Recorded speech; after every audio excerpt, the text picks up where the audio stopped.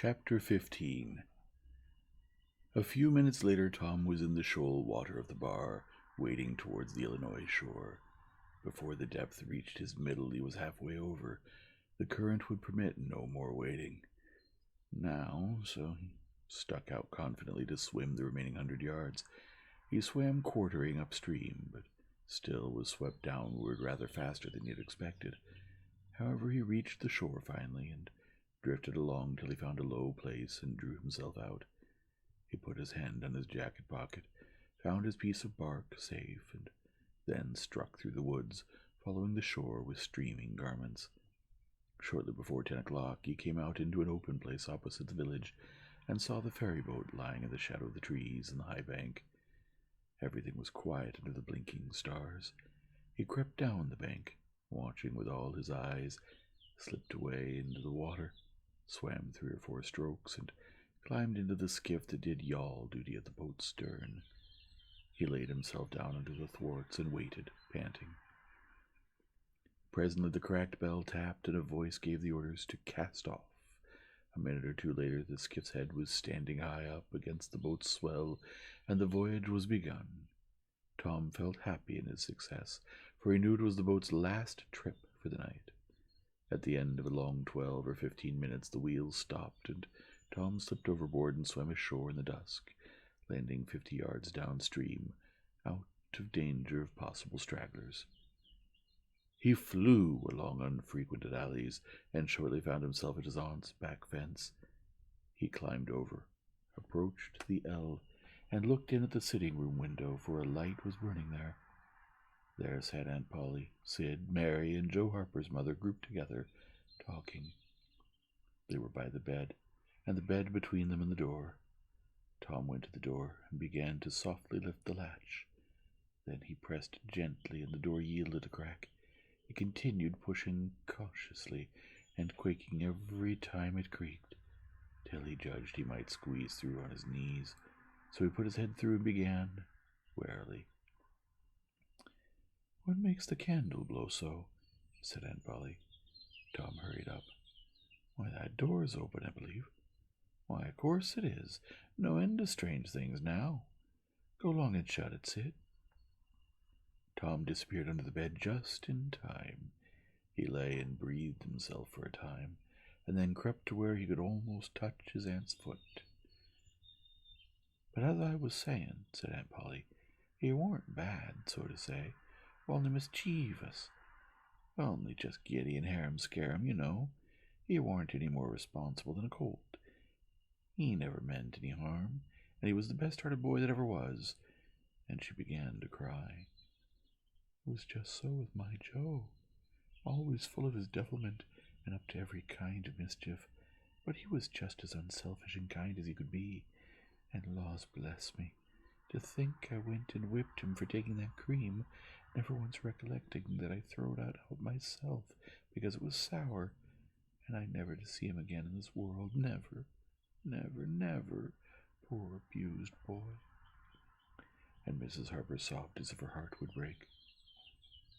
"I hope Tom's better off where he is," said Sid. "But if you've been better in some ways—" "Sid!" Tom felt the glare of the old lady's eye, though he could not see it. "Not a word against my Tom, now that he's gone. God'll take care of him. Never you trouble yourself, sir. Oh, and Mrs. Harper, I don't know how to give them up. I don't know how to give him up. He was such a comfort to me, although he tormented my old heart out of me most. The Lord giveth, and the Lord doth taken away. Blessed be the name of the Lord. But it's so hard. Oh, it's so hard. Well, last Saturday my Joe busted a firecracker right under my nose, and I knocked him sprawling. Little did I know then how soon. Oh, if it was to do over again, I'd hug him and bless him for it. Yes, yes, yes. I know just how you feel, Mrs. Harper. I know just exactly how you feel. No longer ago than yesterday noon my Tom took and filled the cat full of painkiller, and I did think the creature would tear the house down. And God forgive me, I cracked Tom's head with my thimble, poor boy, poor dead boy. But he's out of all his troubles now, and the last words I ever heard him say was to reproach. But this memory was too much for the old lady, and she broke entirely down. Tom was snuffling now, himself, and more in pity of himself than anybody else. He could hear Mary crying, and putting in a kindly word for him from time to time. He began to have a nobler opinion of himself than ever before. Still, he was sufficiently touched by his aunt's grief to long to rush out from under the bed and overwhelm her with joy, and the theatrical gorgeousness of the thing appealed strongly to his nature, too, but he resisted and lay still. He went on listening, and gathered by odds and ends that it was conjectured at first that the boys had got drowned while taking a swim. Then the small raft had been missed. Next, certain boys said the missing lads had promised that the village should hear something soon. The wise heads had put this and that together, and decided that the lads had gone off on that raft and would turn up at the next town below, presently. But toward noon the raft had been found lodged against the Missouri shore some 5 or 6 miles below the village, and then hope perished. They must be drowned, else hunger would have driven them home by nightfall, if not sooner. It was believed that the search for the bodies had been a fruitless effort, merely because the drowning must have occurred in mid-channel, since the boys, being good swimmers, would otherwise have escaped to shore. This was Wednesday night. If the bodies continued missing until Sunday, all hope would be given over, and the funerals would be preached on that morning. Tom shuddered. Mrs. Harper gave a sobbing good night and turned to go. Then, with a mutual impulse, the two bereaved women flung themselves into each other's arms, and had a good, consoling cry, and then parted. Aunt Polly was tender far beyond her wont. In her good night to Sid and Mary, Sid snuffled a bit, and Mary went off crying with all her heart. Aunt Polly knelt down and prayed for Tom so touchingly, so appealingly, and with such measureless love at her words and her old trembling voice, that he was weltering in tears again, long before she was through. He had to keep still long after she went to bed, for she kept making broken-hearted ejaculations from time to time, tossing unrestfully and turning over. But at last she was still, only moaning a little in her sleep. Now the boy stole out, rose gradually by the bedside, shaded the candlelight with his hand, and stood regarding her. His heart was full of pity for her. He took out his sycamore scroll and placed it by the candle. But something occurred to him, and he lingered, considering. His face lighted with a happy solution of his thought. He put the bark hastily in his pocket. Then he bent over and kissed the faded lips, and straightway made his stealthy exit, latching the door behind him. He threaded his way back to the ferry landing, found nobody at large there, and walked boldly on board the boat, for he knew she was tenantless, except that there was a watchman, who always turned in and slept like a graven image. He untied the skiff at the stern, slipped into it, and was soon rowing cautiously upstream. When he had pulled a mile above the village, he started quartering across and bent himself stoutly to his work. He hit the landing on the other side neatly, for this was a familiar bit of work to him. He was moved to capture the skiff, arguing that it might be considered a ship and therefore legitimate prey for a pirate. But he knew a thorough search would be made for it, and that might end in revelations, so he stepped ashore and entered the woods. He sat down and took a long rest, torturing himself meanwhile to keep awake, and then started warily down the home stretch. The night was far spent. It was broad daylight before he found himself fairly abreast the island bar. He rested again until the sun was well up and gilding the great river with its splendor. Then he plunged into the stream. A little later he paused, dripping, upon the threshold of the camp, and heard Joe say, "No, Tom's true blood, Huck, and he'll come back. He won't desert. He knows that would be a disgrace to a pirate, and Tom's too proud for that sort of thing. He's up to something or other. Now I wonder what." "Well, the thing is ours, anyway, ain't they?" "Pretty near, but not yet, Huck. The writing says they are if he ain't back here to breakfast." "Which he is," exclaimed Tom with fine dramatic effect, stepping grandly into camp. A sumptuous breakfast of bacon and fish was shortly provided, and as the boys set to work upon it, Tom recounted and adorned his adventures. They were a vain and boastful company of heroes when the tale was done. Then Tom himself hid away in a shady nook to sleep till noon, and the other pirates got ready to fish and explore. End of chapter 15. Chapter 16. After dinner, all the gang turned out to hunt for turtle eggs on the bar. They went about poking sticks into the sand, and when they found a soft place, they went down on their knees and dug with their hands.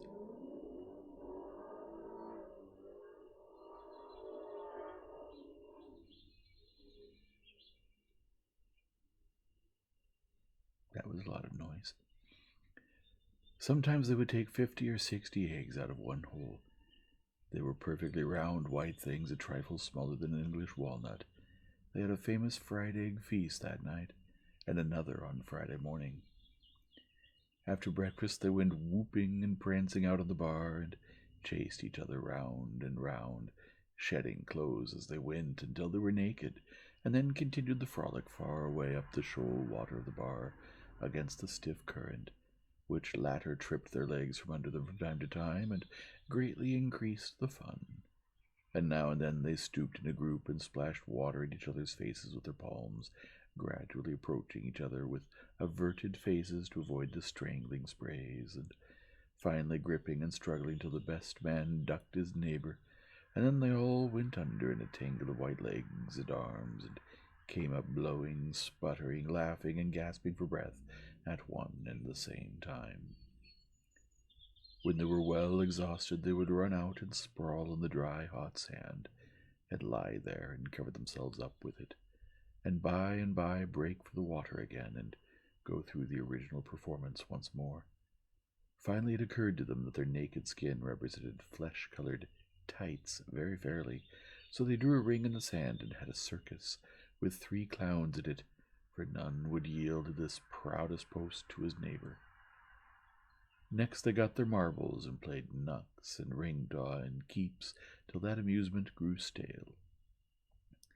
Then Joe and Huck had another swim, but Tom would not venture because he found that in kicking off his trousers he had kicked his string of rattlesnake rattles off his ankle, and he wondered how he had escaped cramp so long without the protection of this mysterious charm. He did not venture again until he found it. By that time the other boys were tired and ready to rest. They gradually wandered apart, dropped into the dumps, and fell to gazing longingly across the wide river to where the village lay drowsing in the sun. Tom found himself writing Becky in the sand with his big toe. He scratched it out, and was angry with himself for his weakness, but he wrote it again nevertheless. He could not help it. He erased it once more, and then took himself out of temptation by driving the other boys together and joining them. But Joe's spirits had gone down almost beyond resurrection. He was so homesick that he could hardly endure the misery of it. The tears lay very near the surface. Huck was melancholy too. Tom was downhearted, but tried not to show it. He had a secret which he was not ready to tell yet, but if this mutinous depression was not broken up soon, he would have to bring it out. He said, with a great show of cheerfulness, "I bet there's been pirates on this island before, boys. We'll explore it again. They've hid treasures here somewhere. How'd you feel to light on a rotten chest full of gold and silver, eh?" But it roused only faint enthusiasm, which faded out with no reply. Tom tried 1 or 2 other seductions, but they failed too. It was discouraging work. Joe sat poking up the sand with a stick and looking very gloomy. Finally he said, "Oh, boys, let's give it up. I want to go home. It's so lonesome." "Oh, no, Joe, you'll feel better by and by," said Tom. "Just think of the fishing that's here." "I don't care for fishing. I want to go home." "But, Joe, there ain't such another swimming place anywhere." "Swimming's no good. I don't seem to care for it somehow when there ain't anybody to say I shan't go in. I mean to go home. Oh, shucks, baby. You want to see your mother, I reckon. Yes, I do want to see my mother, and you would too if you had one. I ain't any more baby than you are. And Joe snuffed a little. Well, we'll let the crybaby go home to his mother, won't we, Huck? Poor thing. Does it want to see its mother? And so it shall. You like it here, don't you, Huck? We'll stay, won't we? Huck said, yes, without any heart in it.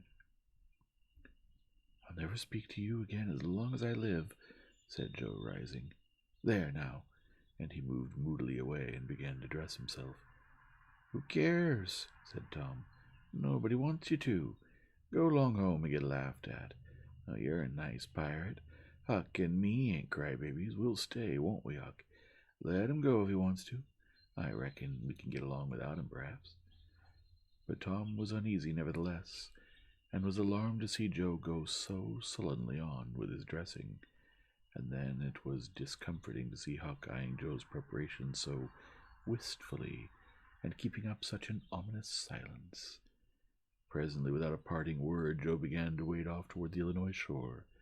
Tom's heart began to sink. He glanced at Huck. Huck could not bear the look and dropped his eyes, and he said, I want to go too, Tom. It was getting so lonesome anyway, and now it'll be worse. Let's us go too, Tom. I won't. You can all go if you want to. I mean to stay. Tom, I better go. Well, go along. Who's hindering you? Huck began to pick up his scattered clothes. He said, Tom, I wished you'd come. Now you think it over.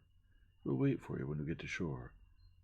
Well, you wait a blame long time, that's all. Huck started sorrowfully away, and Tom stood looking after him with a strong desire tugging at his heart to yield his pride and go along too. He hoped the boys would stop, but they still waded slowly on. It suddenly dawned on Tom that it was become very lonely and still. He made one final struggle with his pride, and then darted after his comrade, yelling, Wait, I want to tell you something. They presently stopped and turned around. When he got to where they were, he began unfolding his secret, and they listened moodily till at last they saw the point he was driving at, and then they set up a war whoop of applause and said it was splendid, and said if he had told them that at first, they wouldn't have started away. He made a plausible excuse, but his real reason had been the fear that not even the secret would keep them with him for any great length of time, and so he had meant to hold it in reserve as a last seduction. The lads came gaily back, and were at their sports again with a will, chattering all the time about Tom's stupendous plan, and admiring the genius of it. After a dainty egg and fish dinner, Tom said he wanted to learn to smoke now. Joe caught at the idea and said he would like to try too, so Huck made pipes and filled them. These novices had never smoked anything before but cigars made of grapevine, and they bit the tongue and were not considered manly anyway. Now they stretched themselves out on their elbows and began to puff charily and with slender confidence. The smoke had an unpleasant taste, and they gagged a little, but Tom said, Why, it's just as easy. If I'd have known this was all, I'd have learnt long ago. So would I, said Joe. It's just nothing. Why, many a time I've looked at people smoking and thought, well, I wish I could do that, but I never thought I could, said Tom. That's just the way with me, ain't it, Huck? You've heard me talk just that way, haven't you, Huck? I'll leave it to Huck if I haven't. Yeah, heaps of times. Well, I have too, said Tom. Oh, hundreds of times.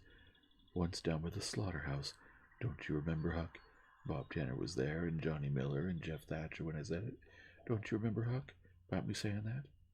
Yes, that's so, said Huck. That was the day after I lost to White Alley. No, 'twas the day before. There, I told you so, said Tom. Huck recollects it. I believe I could smoke this pipe all day, said Joe. I don't feel sick. Neither do I, said Tom. I could smoke it all day, but I bet you Jeff Thatcher couldn't. Jeff Thatcher? Why, he'd keel over just with 2 draws. Just let him try it once, he'd see. I bet he would. And Johnny Miller. I wish I could see Johnny Miller tackle it once. Oh, don't I? Said Joe. Why, I bet you Johnny Miller couldn't any more do this than nothing. Just one little snifter would fetch him. Deed it would, Joe. Say, I wish the boys could see us now. So do I. Say, boys, don't say anything about it, and sometime when they're around, I'll come up to you and say, Joe, got a pipe? I want to smoke. You'll say, kind of careless like, as if it weren't anything. You'll say, yes, I got my old pipe, and another one, but my tobacco ain't very good. And I'll say, oh, that's all right, if it's strong enough. And then you'll out with the pipes, and we'll light up just as came, and then just see 'em look. By chings, that'll be gay. Tom, I wish it was now. So do I. And when we tell 'em we learned when we was off pirating, won't they wish they'd been along? I reckon not. I'll just bet they will. So the talk ran on, but presently it began to flag a trifle and grow disjointed. The silences widened, the expectoration marvelously increased. Every pore inside the boys' cheeks became a spouting fountain. They could scarcely bail out the sailors under their tongue fast enough to prevent an inundation. Little overflowings down their throats occurred in spite of all they could do, and sudden retchings followed every time. Both boys were looking very pale and miserable now. Joe's pipe dropped from his nerveless fingers. Tom's followed. Both fountains were going furiously, and both pumps bailing with might and main. Joe said feebly, I've lost my knife. I reckon I better go and find it. Tom said with quivering lips and halting utterance, I'll help you. You go over that way, and I'll hunt around by the spring. No, you needn't come, Huck. We can find it. So Huck sat down again and waited an hour. Then he found it lonesome and went to find his comrades. They were wide apart in the woods, both very pale, both fast asleep. But something informed him that if they had had any trouble, they had got rid of it.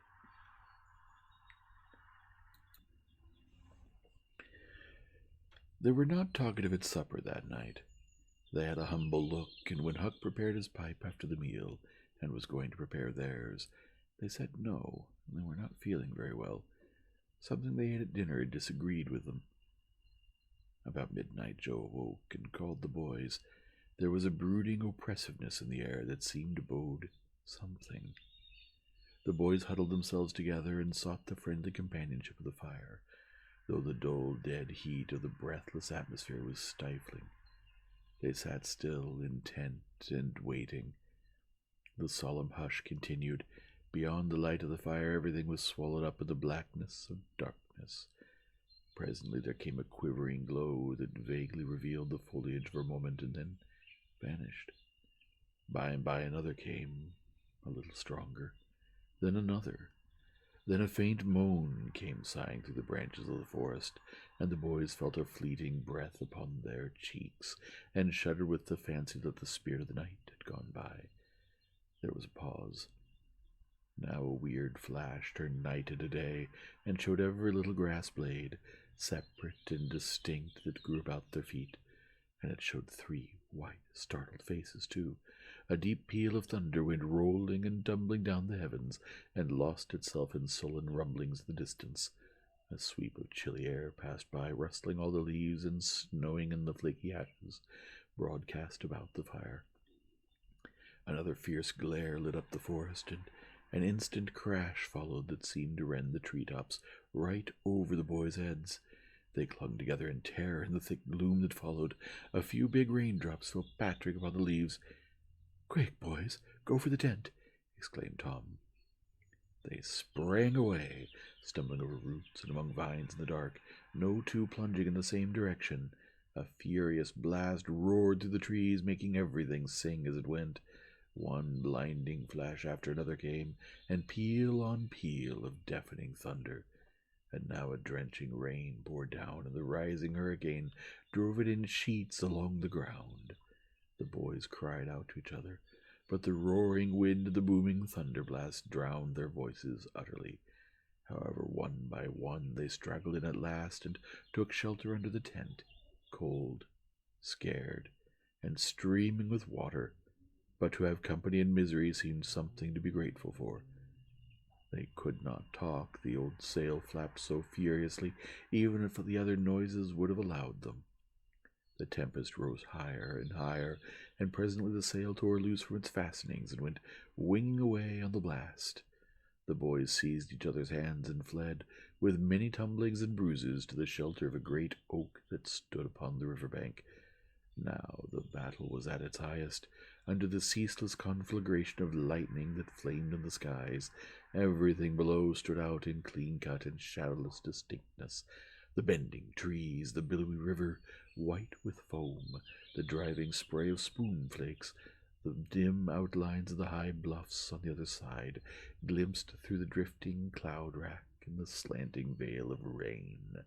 Every little while some giant tree yielded the fight and fell crashing through the younger growth, and the unflagging thunder peals came now in ear-splitting, explosive bursts, keen and sharp and unspeakably appalling.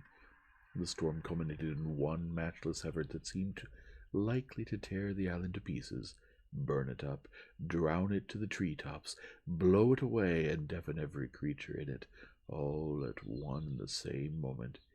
It was a wild night for homeless young heads to be out in. But at last the battle was done, and the forces retired with weaker and weaker threatenings and grumblings, and peace resumed her sway. The boys went back to camp a good deal awed, but they found there was still something to be thankful for, because the great sycamore, the shelter of their beds, was a ruin now, blasted by the lightnings, and they were not under it when the catastrophe happened.